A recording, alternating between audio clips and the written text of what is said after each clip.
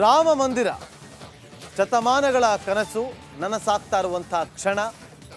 ಇಡೀ ಭಾರತೀಯರು, ಶತಕೋಟಿ ಭಾರತೀಯರು ಕೂಡ ಇವತ್ತು ಕಾದು ಕುಳಿತಿದ್ದಾರೆ. ಸೊ ಇಂಥ ರಾಮ ಮಂದಿರದಲ್ಲಿ ಮೈಸೂರಿನ ಶಿಲ್ಪಿ ಕೆತ್ತಿದ ಮೂರ್ತಿ ಪ್ರತಿಷ್ಠಾಪನೆ ಆಗ್ತಾ ಇದೆ. ಅರುಣ್ ಯೋಗಿರಾಜ್ ಕೆತ್ತಿರುವಂತ ರಾಮಲಲ್ಲಾ ಮೂರ್ತಿ ಬಹುತೇಕ ಫೈನಲ್ ಆಗಿದೆ. ಬಹುತೇಕ ಅಲ್ಲ, ಫೈನಲ್ ಆಗಿದೆ. ಜನವರಿ 22ರಂದು ಪ್ರತಿಷ್ಠಾಪನೆ ಆಗಲಿರುವಂತ ರಾಮಲಲ್ಲಾ ಮೂರ್ತಿ. 3 ಶಿಲ್ಪಿಗಳು ರಾಮಲಲ್ಲಾ ಮೂರ್ತಿಯನ್ನ ಕೆತ್ತಿದ್ರು. ಆ 3 ಪೈಕಿ ಅರುಣ್ ಮೈಸೂರು ಮೂಲದವರು. ನೋಡಿ, ಮೈಸೂರಿನ ಕೃಷ್ಣ ಶಿಲೆಯಲ್ಲಿ ಕೆತ್ತಿರುವಂತ ಬಾಲರಾಮನ ಮೂರ್ತಿಗೆ ಈಗ ಮಣೆ ಹಾಕಲಾಗಿದೆ. ಅರುಣ್ ಯೋಗಿರಾಜ್ ಶಿಲ್ಪಿ, ಮೈಸೂರು ಮೂಲದವರು. ಒಟ್ಟು 3 ಜನ ಶಿಲ್ಪಿಗಳು ಕೆತ್ತಿದ್ರು. ಅದರಲ್ಲಿ ಅರುಣ್ ಯೋಗಿರಾಜ್ ಅವರು ಕೂಡ ಒಬ್ಬರಾಗಿದ್ದಾರೆ. ಇವರು ಕೆತ್ತಿರುವಂತಹ ರಾಮಲಲ್ಲನ ಮೂರ್ತಿ ಫೈನಲ್ ಆಗಿದೆ. ಅದೇ ಮೂರ್ತಿಯನ್ನ ಜನವರಿ 22ನೇ ತಾರೀಕಿನಂದು ಪ್ರತಿಷ್ಠಾಪನೆ ಮಾಡ್ತಾರೆ. 51 ಇಂಚಿನ ಬಾಲರಾಮ,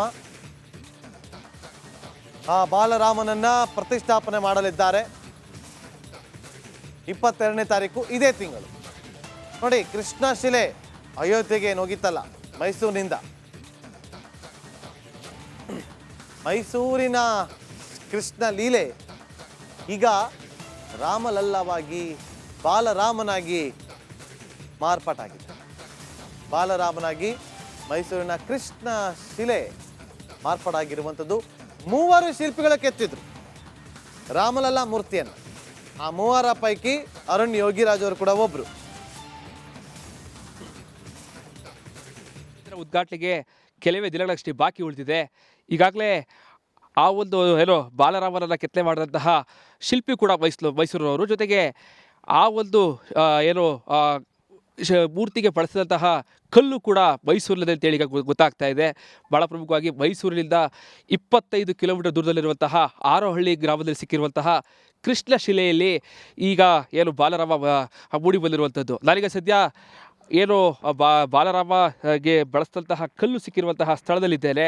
ನೀವು ದೃಶ್ಯ ಸಹ ಕಾಣ್ತಾ ಇರ್ಬೋದು. ಇದೇ ಒಂದು ಸ್ಥಳದಲ್ಲಿ ಸುಮಾರು ಒಂದು 10 ಅಡಿ ಕೆಳಭಾಗದಲ್ಲಿ ಆ ಒಂದು ಮೂರ್ತಿ ಸಿಕ್ಕಿರುವಂಥದ್ದು. ಈಗಾಗಲೇ ಈ ಒಂದು ಜಮೀನಿನ ಮಾಲೀಕರು ಜೊತೆಗೆ ಈ ಜಮೀನೆಲ್ಲ ಲೆವೆಲಿಂಗ್ ಮಾಡೋದಕ್ಕೆ ತೆಗೆದುಕೊಂಡಂತಹ ಎಲ್ಲರೂ ಕೂಡ ಸಾಕಷ್ಟು ಸಂತೋಷವಾಗಿದ್ದಾರೆ. ಅಂದರೆ ಮೈಸೂರಿನ ಎಲ್ಲಿಯ ಅಯೋಧ್ಯೆ ರಾಮ ಮಂದಿರ ಜೊತೆಗೆ ಮೈಸೂರು ಅದು ಸಾಕಷ್ಟು ಒಂದೊಂದಕ್ಕೂ ಒಂದು ಸಾಕಷ್ಟು ಲಿಂಕ್ಗಳು ಸಹ ಸಿಗ್ತಾ ಇರುವಂಥದ್ದು. ನನ್ನ ಜೊತೆಗೆ ಮಾತಾಡೋದಕ್ಕೆ ಈ ಕಲ್ಲೆಲ್ಲ ಅಯೋಧ್ಯೆಗೆ ಕಳಿಸ್ಕೊಟ್ಟಂತಹ ಶ್ರೀನಿವಾಸ್ ಅವರು ನಮ್ಮ ಜೊತೆಗೆ ಇದ್ದಾರೆ. ಮಾತಾಡಿಸ್ತಾ ಹೋಗ್ತೀನಿ. ಶ್ರೀನಿವಾಸ್ ಅವರೇ, ಯಾವಾಗ ಸಿಕ್ತು, ಯಾವ ರೀತಿ ನಡೀತು ಪ್ರೊಸೀಜರ್ ಅಂತ? ಸರ್, ಮೊದಲನಾಗಿ ನಮಸ್ಕಾರ ಸರ್. ಇಲ್ಲಿ ಜಮೀನು ಲೆವೆಲಿಂಗ್ ಮಾಡ್ತಾ ಇರ್ತಾರೆ. ಲೆವೆಲಿಂಗ್ ಮಾಡಬೇಕಾದ್ರೆ ಇದು ಉಳ್ತಾ ಇರ್ತಾರೆ. ಉಳ್ಬೇಕಾದ್ರೆ ಕಲ್ಲುಗಳೆಲ್ಲ ಸಿಗುತ್ತೆ. ಕಲ್ಲುಗಳು ಸಿಗಬೇಕಾದ್ರೆ ನಾವು ಪಕ್ಕದಲ್ಲೇ ನಾವು ಕೋರೆ ಕೆಲಸ ಎಲ್ಲ ಮಾಡ್ತಾ ಇರ್ತೀವಿ. ನಮ್ಮ ಅದೇ ಕೆಲಸ. ನಾವು ಶಿಲ್ಪಿಗಳಿಗೆ ಕಲ್ಲೆಲ್ಲ ತೆಗೆದುಕೊಡೋದು ನಮ್ಮದು ಇದೇ ಬಿಸ್ನೆಸ್ಸು. ಹಾಗಾಗಿ ನಮ್ಮ ಕೃಷ್ಣನವರು ಕಾಂಟ್ಯಾಕ್ಟ್ ಮಾಡ್ತಾರೆ. ಹಿಂಗೆ ಕಲ್ಲೆಲ್ಲ ಇದ್ದಿದೆ, ಬಂದು ನೋಡಿಯಪ್ಪ ನಿಮ್ಗೆ ಆಗೋದಾದರೆ ನಮಗೆ ಜಮೀನು ಲೆವೆಲಿಂಗ್ ಮಾಡಿಕೊಡಿ ಅಂತ ಹೇಳ್ತಾರೆ. ಹೇಳಿದಾಗ ಬಂದು ಚೆಕ್ ಮಾಡಿದಾಗ ಅದು ಒಂದು 2-3 ಕಲ್ಲು ಜೊತೆಗೆ ಅದರ ದೊಡ್ಡದೊಂದು ಬಂಡೆ ಸಿಗುತ್ತೆ. ಆ ಬಂಡೆನ ಎತ್ತಕ್ಕಾಗಲಿಲ್ಲ. ಅದನ್ನು 2 ಭಾಗ 3 ಭಾಗ ಮಾಡಿ ಕಟ್ ಮಾಡಿ ಮೇಲ್ಗಡೆ ಹಾಕಿರ್ತೀವಿ. ಹಾಕಿದಾಗ ನಮ್ಮ ಗುರುಗಳಾದಂಥ ಸುರೇಂದ್ರ ವಿಶ್ವಕರ್ಮ ಮತ್ತು ಮಾನಯ್ಯ ಬಡಿಗರ್ ಅವರು ಕಾಂಟ್ಯಾಕ್ಟ್ ಮಾಡ್ತಾರೆ. ಹಿಂಗೆ ರಾಮನ ಅಯೋಧ್ಯೆಗೆ ಸೆಲೆಕ್ಟ್ ಮಾಡೋಂಥ ಕಲ್ಲುಗಳು ಹುಡುಕ್ತಾ ಇದ್ದಾರೆ, ಅದಕ್ಕೆ ನಿಮಗೂ ಒಂದು ಹೇಳಿರ್ತೀವಿ, ಮಾಡಿ ನೋಡಿ ಹುಡುಕಿ ಕಲ್ಲನ್ನ ಅಂತ ಹೇಳಿರ್ತಾರೆ.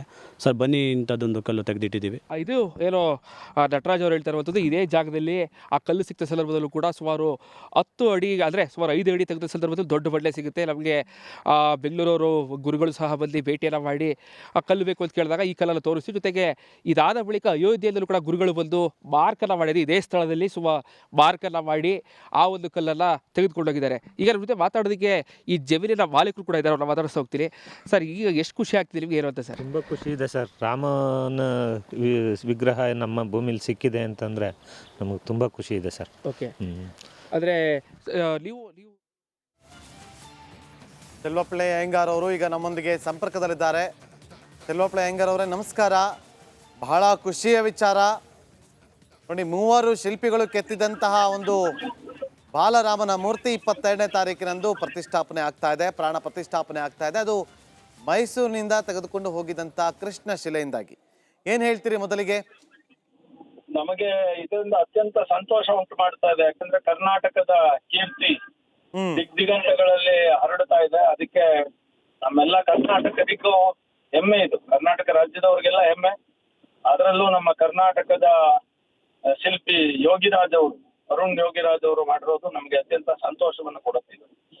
ಆ ಕಲ್ಲು ಕೂಡ ಕರ್ನಾಟಕದಿಂದ ಹೋಗಿದೆ ಮತ್ತು ಕರ್ನಾಟಕದವರೇ ಅದನ್ನ ಕೆತ್ತಿದ್ದಾರೆ ಮತ್ತು ಕರ್ನಾಟಕಕ್ಕೂ ಅದಕ್ಕೂ ತುಂಬಾ ಕನೆಕ್ಷನ್ ಇದೆ.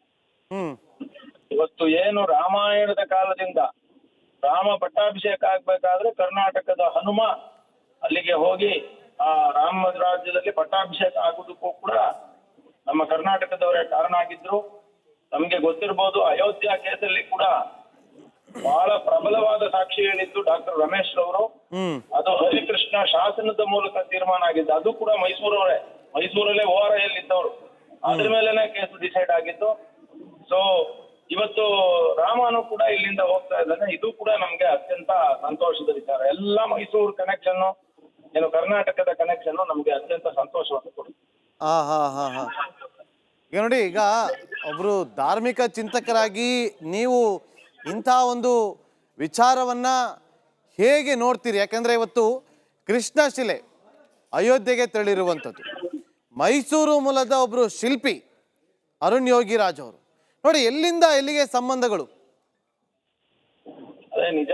ಇಲ್ಲಿ ಏನಾಗಿದೆ, ಇವತ್ತು ನಮ್ಮ ಕಲ್ಚರ್ ಅನ್ನೋದೇನೋ ಅಸ್ಮಿತೆ, ಈ ಶಿಲ್ಪಗಳು ಇವೆಲ್ಲವನ್ನೂ ಕೂಡ ಒಂದು ಕಾಲದಿಂದ ಪ್ರೊಟೆಕ್ಟ್ ಮಾಡಿದವರು ನಮ್ಮ ಇಲ್ಲಿನ ವಿಶ್ವಕರ್ಮರು. ಇಲ್ಲಿನ ಕರ್ನಾಟಕದ ಶಿಲ್ಪ ಪರಂಪರೆ ಒಂದು ದೊಡ್ಡದು. ಮುಖ್ಯವಾಗಿ ಸೌತ್ ಇಂಡಿಯಾದಲ್ಲೇ ತಮಿಳುನಾಡು, ಅದೇ ತರ ಕರ್ನಾಟಕ, ಆಂಧ್ರ ಪ್ರದೇಶದಲ್ಲಿ ಇದು ಬಹಳ ಸಂರಕ್ಷಣೆ ಮಾಡಿದೆ. ಉತ್ತರ ಭಾರತದಲ್ಲಿ ಸಂರಕ್ಷಿತವಾಗಿಲ್ಲ ಈ ಪರಂಪರೆ. ಅಂತಹ ಒಂದು ಪರಂಪರೆಯಲ್ಲಿ ಕರ್ನಾಟಕದ ಪರಂಪರೆ ಅಂತೂ ಈ ಹೊಯ್ಸಳ ಸ್ಟೈಲ್ ಅಂತ ಕರಿತೀವಿ ನಾವು. ಈ ಹೊಯ್ಸಳ ಸ್ಟೈಲ್ ಅಂತೂ ಪ್ರಪಂಚದಲ್ಲಿ ಎಲ್ಲಿಯೂ ಇಲ್ಲ, ಅತ್ಯದ್ಭುತವಾದದ್ದು. ಆ ಸ್ಟೈಲ್ ಅಲ್ಲಿ ಅರುಣ್ ಯೋಗಿರಾಜ್ ಅವರು ಬಹಳ ಪ್ರಖ್ಯಾತವಾದ ಕೆಲಸವನ್ನು ಮಾಡ್ತಾ ಬಂದಿದ್ದಾರೆ. ಇಲ್ಲಿ ಮೈಸೂರಲ್ಲಿ ಅಗ್ರಹಾರದ ಹತ್ರ ಇರೋರು, ಮೈಸೂರು ಮಹಾರಾಜ ಸಂಸ್ಕೃತ ಪಾಠಶಾಲೆ ಹತ್ರ ಅವರದು ಒಂದು ಕಾರ್ಯಾಗಾರ ಇದೆ. ಅಲ್ಲಿ ಮಾಡ್ತಾ ಇರ್ತಾರೆ ಅವ್ರ ಮನೆಯಲ್ಲಿ, ಅವ್ರ ಶಿಲ್ಪಗಳನ್ನ ಅಲ್ಲೇ ಮಾಡ್ತಾರೆ. ಬಹಳ ದೀರ್ಘಕಾಲದಿಂದ ಬಂದಿರೋ ಒಂದು ಪರಂಪರೆಯವರು. ಮತ್ತು ಆ ಪರಂಪರೆಯವರು ಕರ್ನಾಟಕದ ಪರಂಪರೆಯನ್ನ ಎತ್ತಿ ಹಿಡಿದಿರೋದು ನಿಜವಾಗ್ಲೂ ಸಂತೋಷ. ನಾನು ಈಗಾಗ್ಲೇ ಹೇಳ್ದಂಗೆ ರಾಮಾಯಣ ಕಾಲದಿಂದಲೂ ರಾಮನಿಗೆ ಸಪೋರ್ಟ್ ಮಾಡ್ತಾ ಇರುವಂತಹ ಕ್ಷೇತ್ರಗಳಲ್ಲಿ ನಮ್ಮ ಕರ್ನಾಟಕ ಪ್ರಧಾನವಾದದ್ದು ರಾಜ್ಯ. ಇಲ್ಲಿಯೂ ನೀವು ನೋಡೋದಾದ್ರೆ ವಿಶ್ವ ಹಿಂದೂ ಪರಿಷತ್ತು ಸ್ಥಾಪನೆ ಆಗಿರ್ಬೋದು, ಮತ್ತೆ ಇತ್ಯಾದಿ ಘಟನೆಗಳು, ಪೇಜಾವರ ಸ್ವಾಮಿಗಳು ಅವರು ಪ್ರೇರಕ ಶಕ್ತಿ ಆಗಿದ್ದು, ಮತ್ತು ಜಯಚಾಮರಾಜ ಒಡೆಯರವರು ಈ ವಿಶ್ವ ಹಿಂದೂ ಪರಿಷತ್ತಿಗೆ ಪ್ರೇರಕರಾಗಿದ್ರು. ಇದೆಲ್ಲ ನೀವು ನೋಡಿದಾಗ ಕರ್ನಾಟಕದ ಕನೆಕ್ಷನ್, ನಾನು ಹೇಳಿದ್ನಲ್ಲ, ಇತ್ತೀಚೆಗೆ ನಡೆದ ಸುಪ್ರೀಂ ಕೋರ್ಟ್ ಅಲ್ಲಿ ದಾವೆ ನಡೆದಾಗ್ಲೂ ಕೂಡ ರಮೇಶ್ ಅವರು ಮೈಸೂರಿಂದ ಹೋಗಿದ್ದು. ಸೊ ಹಾಗಾಗಿ ಕರ್ನಾಟಕದ ಕನೆಕ್ಷನ್ ಇವತ್ತು ಇಷ್ಟರ ಮಟ್ಟಿಗೆ ವ್ಯಾಪಿಸಿರೋದು ನಮಗೆ ಸಂತೋಷವನ್ನು ಕೊಡುತ್ತೆ. ಓಕೆ, ತುಂಬಾ ಧನ್ಯವಾದಗಳು ಶೆಲ್ವಪಳ್ಳಿ ಅಯ್ಯಂಗಾರ್ ಅವರೇ. ರಿಪಬ್ಲಿಕ್